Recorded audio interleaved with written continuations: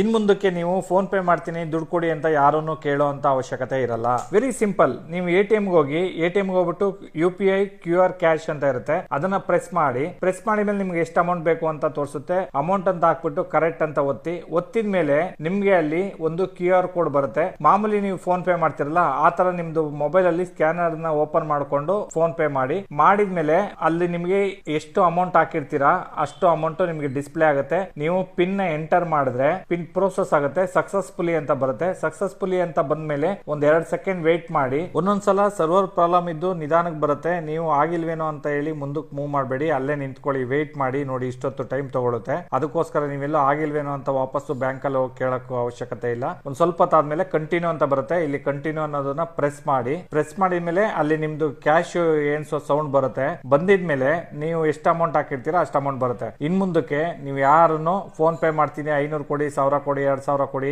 ಈ ಪರಿಸ್ಥಿತಿ ಇಲ್ಲ. ನೀವೆಲ್ಲ ATM ಅಲ್ಲೂ ಬೇಕಾದ್ರೆ ಈ ತರ ಡ್ರಾ ಮಾಡಬಹುದು. ಎಷ್ಟೋ ಜನಕ್ಕೆ ಈ ವಿಷಯ ಗೊತ್ತಿರಲ್ಲ. ನಿಮ್ ಫ್ರೆಂಡ್ಸ್ ರಿಲೇಷನ್ಗೆ ಈ ವಿಡಿಯೋನ ಶೇರ್ ಮಾಡಿ ತಿಳ್ಕೊಳ್ಳಿ ಅವರು.